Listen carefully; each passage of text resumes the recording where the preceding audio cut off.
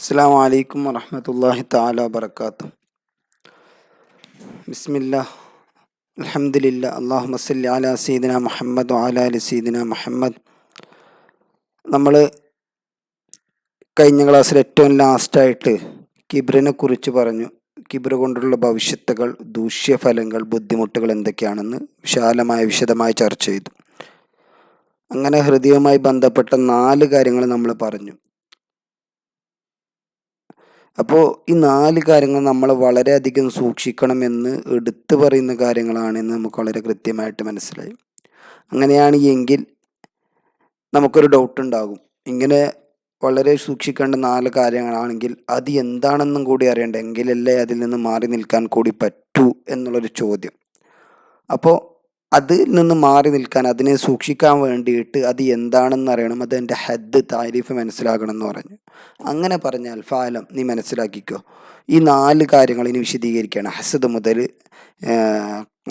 അമല്, ഹസദ്, ഇസ്തിജാൽ, കിബ്ർ, ഇതൊക്കെ വിശദീകരിക്കുകയാണ്. മുസന്നിഫ് റഹിമഹുല്ലാഹ് പറയാണ്, ഈ 4 കാര്യങ്ങളും കുറിച്ച് നമ്മൾ വിശദീകരിക്കുകയാണെങ്കിൽ ഓരോന്നും ഒരുപാട് പറയാനുണ്ട്.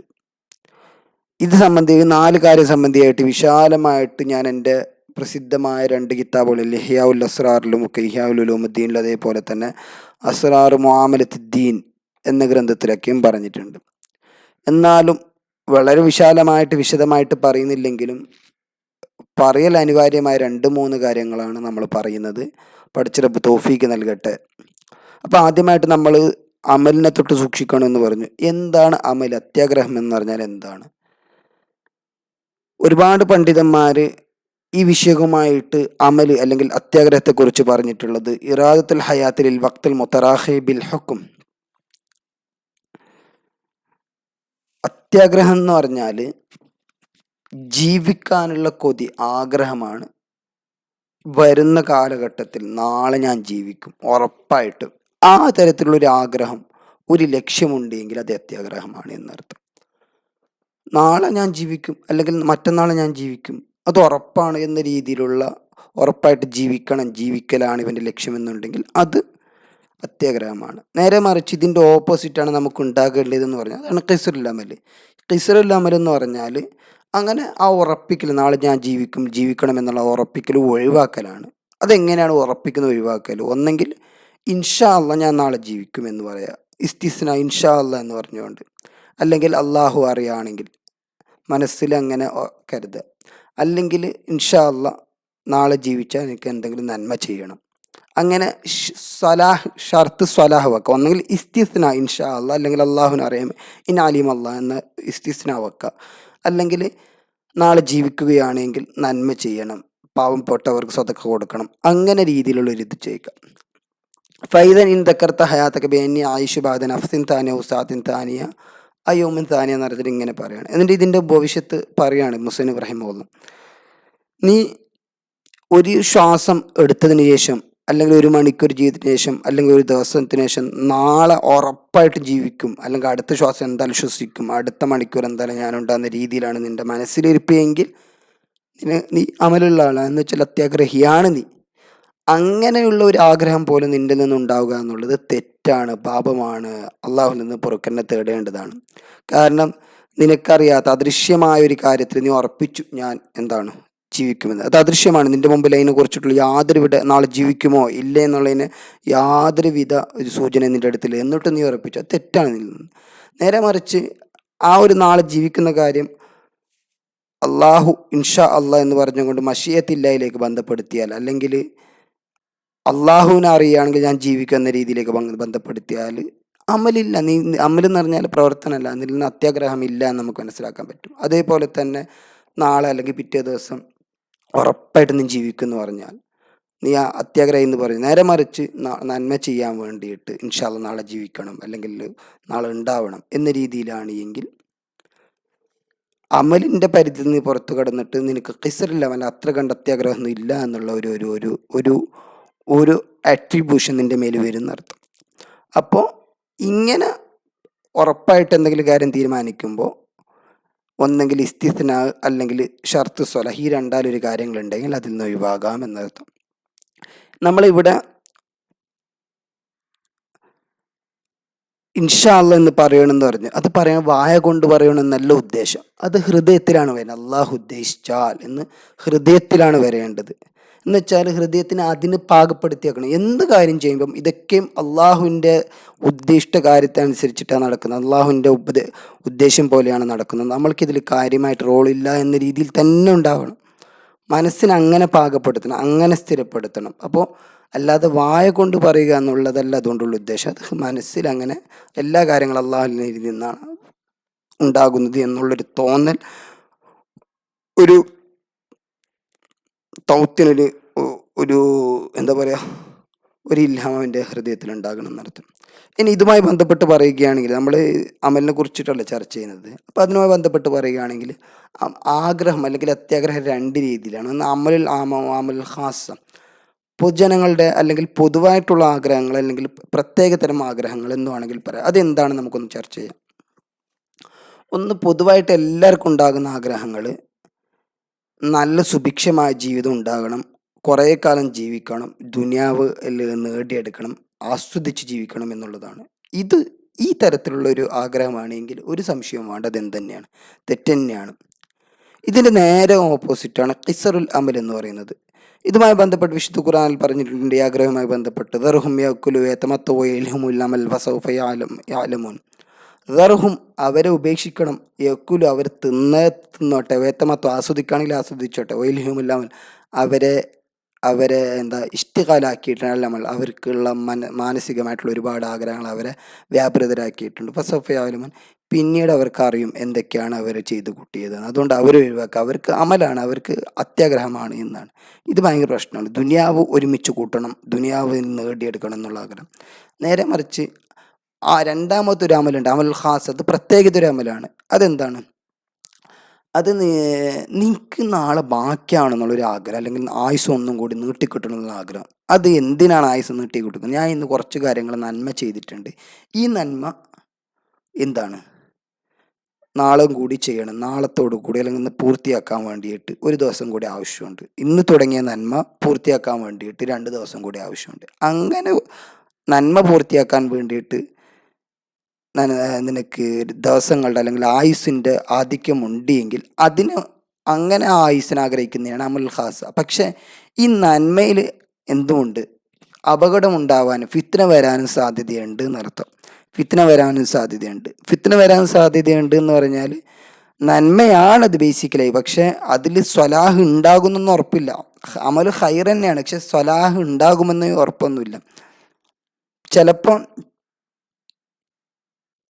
അത് അടിമകൾക്ക് നന്മ തന്നെ ആയിരിക്കും, പക്ഷെ ആ നന്മ പൂർത്തിയാക്കുമ്പോഴേക്കും ഈ അടിമ ചെയ്യുന്ന ഈ നന്മ സ്വലാഹായിട്ട് മാറോ എന്നൊന്നും ഉറപ്പില്ല. ചിലപ്പോൾ ആ നന്മയിൽ പ്രവർത്തിച്ചത് കൊണ്ട് മാത്രം വേറൊരു ആഫത്തിൽ ഫിത്നയിലേക്ക് അകപ്പെടാം. അങ്ങനെ അകപ്പെടാൻ സാധ്യതയുള്ള ചില കാര്യങ്ങൾക്ക് വേണ്ടിയിട്ട് നന്മയാണ്, പക്ഷെ ഫിത്നയിലും അകപ്പെടാം, അവസാനം ഫിത്നയിലും അകപ്പെടാം. അങ്ങനെയുള്ള ആ നന്മ ചെയ്യാൻ വേണ്ടിയിട്ട് പ്രായം അല്ലെങ്കിൽ ആയുസ് വർധനവ് ആഗ്രഹിക്കുന്നതാണ് അമൽ ഖാസ എന്നുള്ളത്. അപ്പോൾ ഇത് ഉദാഹരണമായിട്ട് പറഞ്ഞാൽ, ഒരാൾ ഒരു നിസ്കാരം തുടങ്ങി അല്ലെങ്കിൽ നോമ്പ്, അയാൾക്ക് ഉറപ്പായിട്ടത് പൂർത്തിയാക്കണമെന്ന് ഒരു തീരുമാനിക്കാനൊന്നും പറ്റൂല. കാരണം ആ നിസ്കാരത്തിൽ ആ നോമ്പിലൊന്നും ചിലപ്പോൾ സ്വലാഹ് ഉണ്ടായിക്കൊള്ളണമെന്നില്ല. അപ്പോൾ അങ്ങനെയുള്ള നന്മ ചെയ്യുകയാണെങ്കിൽ പോലും ഇസ്തിസ്നാവും ഷർത്ത് സ്വലാഹും, ഇതിൽ നിന്ന് ഏതെങ്കിലും ഒന്നുകൊണ്ട് മാത്രമേ അയാൾക്ക് ജീവിതം മുന്നോട്ടുണ്ടാവുകയുള്ളൂ എന്ന് ഉറപ്പിക്കേണ്ടത്. എന്നെങ്കിൽ ഇൻഷാ അല്ലാഹ് ഞാൻ ഈ നിസ്കാരം പൂർത്തിയാക്കും, അല്ലെങ്കിൽ അള്ളാഹുവിൻ്റെ നന്മ ഉണ്ടെങ്കിൽ നിസ്കാരം പൂർത്തിയാക്കാനുള്ള എനിക്ക് സാവകാശം പടച്ചിറപ്പ് തരും എന്നർത്ഥം. അങ്ങനെ ഇസ്തിസ്നാവും ഷർത്ത് സ്വലാഹുമാണ് ഇതുകൊണ്ട് നേരിടേണ്ടത്. നേരത്തെ അമൽ ഖാസ എന്നുള്ളത് ആഗ്രഹിക്കാനേ പാടില്ല. ഇത് ആഗ്രഹിക്കാം, പക്ഷേ ഇസ്തിസ്നാവോ ഷർത്ത് സ്വലാഹോ ഉണ്ടാവണം. അമൽ ഖാസക്ക് ഇസ്തിസ്നാ ഷർത്ത് സ്വലാഹോ ഉണ്ടാവണം. അമൽ ആമ ആഗ്രഹിക്കാനേ പാടില്ല എന്നർത്ഥം.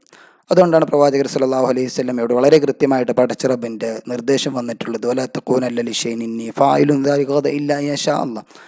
നാളെ ഞാൻ ഇത് ചെയ്യും, നാളെ ഞാൻ നിസ്കരിക്കും, നോമ്പെടുക്കുന്നു എന്നേ പറയാൻ പറ്റൂല. ഇല്ല ഇൻഷാ അല്ലാ, മഷിയത്തില്ലായിട്ട് ബന്ധപ്പെടുത്താതെ ഇൻഷാ അല്ലാ എന്ന് പറയാൻ പറ്റൂല എന്ന് പറഞ്ഞിട്ടുള്ളത്. അപ്പോൾ അമലുൽ ആമ ഒരു നിലക്കും അംഗീകരിക്കാൻ പറ്റാത്ത അമലാണ്. അമൽ ഖാസ ഇസ്തിസ്ന ഉണ്ടെങ്കിൽ, അഥവാ ഇൻഷാ അല്ലാ പറഞ്ഞുകൊണ്ട് അല്ലെങ്കിൽ ഇൻ അലിമയിൽ അലിമഹുല്ല എന്ന് പറഞ്ഞുകൊണ്ട് ഇസ്തിസ്ന ഉണ്ടെങ്കിൽ ചെയ്യാം, അല്ലെങ്കിൽ നല്ലതാണ് എന്നുള്ള ഷർത്ത് വെച്ചിട്ട് ആണെങ്കിൽ ഇസ്തിസ്ന അമലുൽ ഖാസ ചെയ്യാമെന്നർത്ഥം.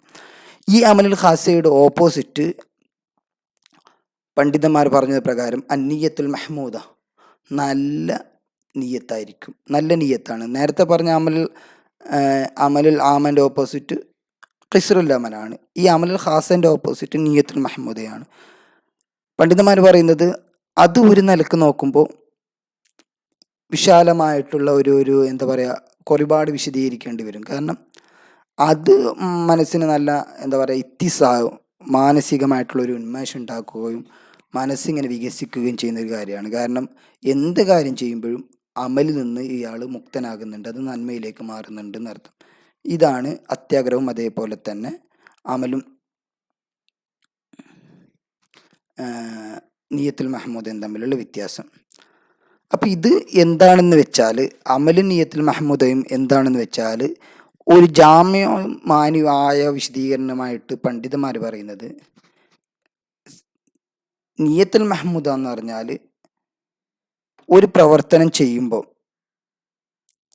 ഒരു പ്രവർത്തനം ചെയ്യുന്നുണ്ട്, ആ പ്രവർത്തനം ഞാൻ ചെയ്യുന്നു, നാളെ ഞാൻ തീർക്കും അല്ലെങ്കിൽ മറ്റന്നാൾ ഞാൻ തീർക്കുമെന്ന് ഉദ്ദേശിക്കണം, അങ്ങനെ നിയ്യത്ത് വെക്കണം. പക്ഷേ അതിനെ അള്ളാഹുവിലേക്ക് ഭരമേൽപ്പിച്ചുകൊണ്ട് ഇൻഷാ അല്ലാ ഞാൻ നാളെ തീർക്കും, ഇൻഷാ അല്ലാ ഞാൻ മറ്റന്നാൾ അതും ഫുള്ളാക്കും, അങ്ങനെ രീതിയിലാണ് ചെയ്യുന്നത് എങ്കിൽ അതിനെയാണ് നിയ്യത്തുൽ മഹ്മൂദ എന്ന് പറയുന്നുള്ളത്.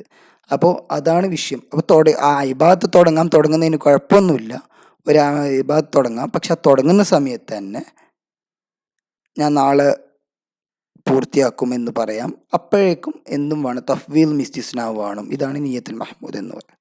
അപ്പോൾ ഇനി ഒരാൾക്ക് ഡൗട്ടായി, എങ്ങനെയാണ് പടച്ച റബ്ബ് അങ്ങനെ തുടങ്ങുമ്പോൾ ഞാനിത് തീർക്കുമെന്ന് പറയുന്നത് ജായിസാക്കിയത്, അതേപോലെ തന്നെ ഇത് അവസാനിപ്പിക്കാൻ അള്ളാഹുവിൻ്റെ തഫ്വീലും ഇസ്തിസ്നാവാണ് എന്ന് പറയൽ എങ്ങനെയാണ്? അതൊരു തരം വൈരുദ്ധ്യമല്ലേ എന്നർത്ഥം. അപ്പം അതിനുള്ള മറുപടി, ഇത് ജായിസാക്കാനുള്ള പ്രധാനപ്പെട്ട കാരണം തുടങ്ങുന്ന സമയത്ത് നിസ്കാരമാണ്, നോമ്പാണ്, ഹജ്ജാണ്, അത് ഒരു നന്മയുടെ വശമല്ല. അപ്പം അതിലെന്തല്ല, തിന്മ വരുന്നില്ല, നമ്മളെ പിന്നോട്ടടുപ്പിക്കുന്നൊന്നും വരുന്നില്ല. ഇനി നേരെ മറിച്ച് നിസ്കാരമാണ് എങ്കിലും നോമ്പാണെങ്കിലും ഏറ്റവും അവസാനമാകുമ്പോഴേക്കും ഇത് ചിലപ്പോൾ പൈശാചികമായിട്ടുള്ള പ്രേരണയാൽ എന്തെങ്കിലും മാസിയത്ത് വരാനുള്ള സാധ്യത നമ്മൾ കാണുന്നുണ്ട്. അതുകൊണ്ട് അത് പിന്നീടുള്ള സമയമാണ്, നമ്മുടെ കയ്യിലുള്ള സമയമല്ല. അതുകൊണ്ടാണ് ഇൻഷാ അല്ലാ എന്ന് പറഞ്ഞുകൊണ്ട്, അല്ലെങ്കിൽ ഇൻ അലിമഹുല്ല എന്ന് പറഞ്ഞുകൊണ്ട്, അല്ലെങ്കിൽ സ്വലാഹ് എന്ന് പറഞ്ഞുകൊണ്ട് നമ്മളതിനെ ആ ഒരു അപകടത്തെ തുടക്കത്തിലെ മുളയിലെ നുള്ളി കളയുന്നത്. അപ്പോൾ പിന്നീട് വരുന്ന കാരണമായത് കൊണ്ട് തന്നെ അവിടെ 2 അപകടങ്ങളാണ് പ്രധാനമായിട്ടുണ്ടാകുന്നത്. തുടങ്ങുമ്പോൾ നമ്മുടെ കയ്യിലാണുള്ളത്, പിന്നീട് അപകടങ്ങൾ വരുന്നുണ്ടെന്ന് പറഞ്ഞു. അവിടെ 2 അപകടങ്ങളാണ് കാര്യമായിട്ട് വരുന്നത്. ഒന്ന്, ഇത് മുഴുമിപ്പിക്കാൻ പറ്റുമോ ഇല്ലേ, അതൊരു അപകടം. അപ്പോൾ മുഴുമിപ്പിക്കാതിരിക്കുക എന്നുള്ളത് ഒരു തലക്ക് ചെറിയൊരു നുക്സാനാണ്, മാസിയത്ത് അല്ലെങ്കിൽ നുക്സാനല്ല.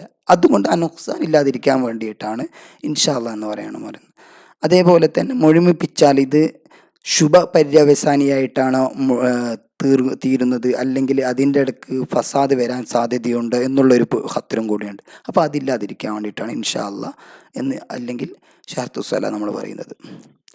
അപ്പോൾ ഈ നിലക്ക് നോക്കുമ്പോൾ ഇസ്തിസ്ന ഇൻഷാ അല്ലാ അല്ലെങ്കിൽ ഇൻ അലിമഹുല്ല എന്നുള്ള ഇസ്തിസ്ന നമ്മൾ അവസാനം ഇല്ലെന്നതിലേക്ക് എന്ന ആ ഒരു അപകടം ഒഴിവാക്കാൻ വേണ്ടിയിട്ടാണ് മനസ്സിലാകാം.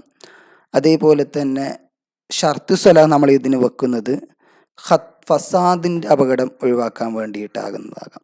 ഓക്കെ, അപ്പോൾ ഈ നിലക്ക് നോക്കുമ്പോൾ ഈ രീതിയിൽ നമ്മൾ നമ്മുടെ അടുത്ത ആയുസ് അല്ലെങ്കിൽ പിറ്റേ ദിവസത്തെ ജീവിതത്തെക്കുറിച്ച് കരുതുകയാണെങ്കിൽ അത് നിയ്യത്തും മഹ്മൂദയായിട്ട് മാറും.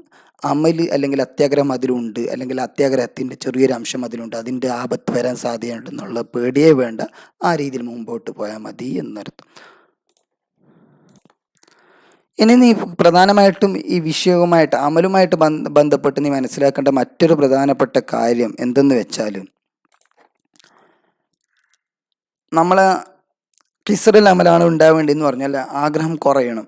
അപ്പം ആഗ്രഹം കുറയുക എന്നുള്ള അതിനെ സംരക്ഷിച്ച് നിർത്തുന്ന ഒരു കോട്ട എന്തെന്ന് വെച്ചാൽ അത് എന്തുതന്നെയാണ്, അത് മരണത്തെക്കുറിച്ചിട്ടുള്ള ഓർമ്മ തന്നെയാണ്. ആഗ്രഹം കുറയാനുള്ള നല്ലൊരു മരുന്ന് ദിക്റുൽ മൗത്താണ്. അതിനേക്കാളും നല്ല അടിപൊളി മരുന്ന് ദിക്ർ ഫുജിഅത്തിൽ മൗത്ത്, പെട്ടെന്നുള്ള മരണമാണ് നടത്തുക. നമ്മൾ വിചാരിക്കാതെ അപ്രതീക്ഷിതമായി കളിച്ചുകൊണ്ടിരിക്കുക, ചിരിച്ചുകൊണ്ടിരിക്കുക, പെട്ടെന്ന് മരണം പിടികൂടിയാൽ എന്നുള്ളൊരു ചിന്ത സദാസമയം ഉണ്ടായാൽ തന്നെ നമ്മുടെ ആഗ്രഹങ്ങളൊക്കെയും കുറയും, ദുന്യവിയായ ആഗ്രഹങ്ങൾ കുറയും. അതുകൊണ്ട് ഈ കാര്യം വളരെ മനസ്സിലാക്കുക. അതിന് ഈ ഖിസ്റുൽ എന്ന മഹത്തായ ആശയത്തെ പുൽകാനുള്ള ശ്രമം നടത്തുക. അപ്പോൾ അതാണ് നമ്മുടെ ജീവിതത്തിൽ ഏറ്റവും കൂടുതൽ ആവശ്യമായിട്ട് വരേണ്ടത്, ഖിസ്റുൽ അമലാണ്. ബാക്കിയുള്ള അമല് മറ്റു കാര്യങ്ങളൊക്കെയും ഒഴിവാക്കുക. കാരണം അതിലൊക്കെയും നമ്മുടെ സമയം കളിയിലുണ്ട്. ഖിസ്റുൽ അമലിൻ്റെ മറ്റൊരു വാക്കാണ് കേട്ട കാര്യങ്ങളിൽ തേടിപ്പിടിക്കുക. പറഞ്ഞ കാര്യം ആരെങ്കിലും എന്തെങ്കിലും പറഞ്ഞാൽ അതനുസരിച്ചിട്ട് നീങ്ങുക, അതൊക്കെയും ഒഴിവാക്കുക. അതേപോലെ തന്നെ ആളുകളായിട്ട് കൂടുതൽ സംസാരം ഇടപഴകുന്ന അതൊക്കെയും ഒഴിവാക്കിയിട്ട് ഖിസ്റുൽ അമലിലേക്ക് തന്നെ വരിക. ഇതാണ് ഏറ്റവും പ്രധാനപ്പെട്ട കാര്യം. ഓക്കെ, ഇൻഷാ അല്ലാഹ് നാളത്തെ ക്ലാസ്സിൽ നമുക്ക് ഹസദ്, ബാക്കിയുള്ള കിബർ, ഇസ്തിജാൽ ഇതിനെക്കുറിച്ച് ചർച്ച ചെയ്യാം. തൽക്കാലം നിർത്താണ്. ഇലൽ ലിഖാ, അസ്സലാം. അസ്സലാമു അലൈക്കും വറഹ്മത്തുള്ളാഹി.